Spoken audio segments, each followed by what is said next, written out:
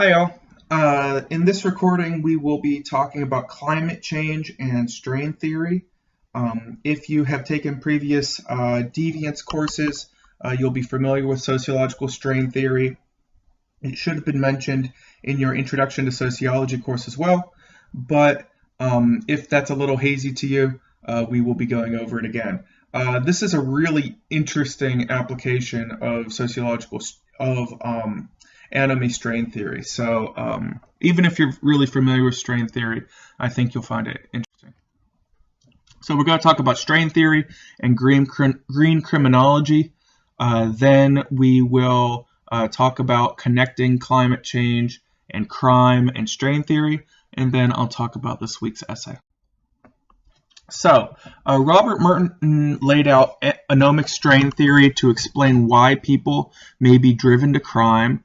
There are a number of variations on strain theory that came after Merton.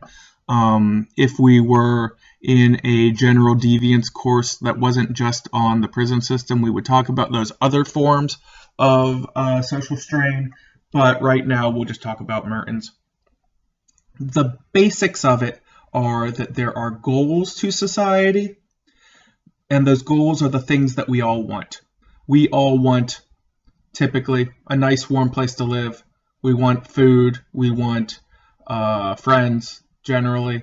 We want some nicer things too. We want a nice laptop, or we want, a nice car, or whatever material things you want. Merton's strain theory is very much about material stuff. And then, so we have that stuff we want. Then we have the ways to get those things. We have the means. And strain occurs in society when people cannot achieve the means. So when your goals cannot achieve your means, that's what Merton's strain theory is all about. And Merton identified 5 responses that we have to being able to achieve those means, those goals, those things we want. Like I said, he had 5 typologies. The conformist first accepts the goals and accepts the means. He accepts that he wants money, and he accepts the means of getting money, i.e. Getting a job, right? Getting a job is the acknowledged, socially acceptable means of getting money in our society. But what happens when someone wants money but rejects the aim of getting money? Merton says that type of person tries to innovate. And usually what that innovation looks like is something that is illegal. So they might try to, steal something and to, make a money off that grift. They might try to make money through some semi-legal kind of way. In many states, marijuana cultivation is kind of in a gray area, right? In those places where it's not illegal, it's not absolutely legal for everyone to do, but some people try to take advantage of that. That would be a not quite criminal way of innovating. Ritualist.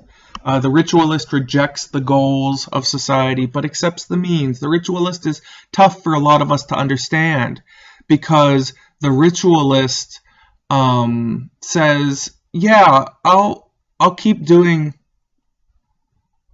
One sec. Yeah, I'll keep doing this job, but I don't care about the money, right? So it's someone that just works and works, but doesn't really want to get ahead. Then the Retreatist. The Retreatist rejects the goals and rejects the means. Most Retreatists in our society may go off into the woods and just hunt and farm for their own food, not really talk to anyone else, go live on a mountain somewhere, and just want to be left alone. I think that's all of us at some point, but it's more appealing to some people. And then finally, the rebel. The rebel rejects the goals and rejects the means, just like the retreatist. But the rebel creates new goals and new means for society. And rebels tend to clump together with other rebels and start social movements, or they might start like a commune out in the woods or somewhere, but their goal is to recreate society, to create something new. And that's something that can happen when people can't make any money or can't live a sufficient life. Now let's jump a little bit and talk about green criminology, and then in a few minutes we'll come back and see how that ties with strain theory.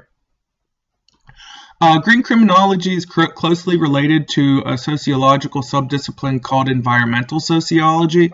Environmental sociology studies the way that society is shaped by the environment and how the environment shapes society. Within green criminology specifically, we study how damage is done to the environment, and we view that as being crime. So the damage being done, the pollution as being crime, and how that damage creates other harms, such as pollution and deforestation, species decline, etc. And very much like other sociologists, green criminologists are interested in who commits the crime of environmental damage, who are the victims of environmental damage, and what conditions led the criminal, the polluter, or whatever, to commit that crime. Did they think they were going to get caught? Did they think that they were going to be punished? What was going through the criminal mind, much like many other sociologists.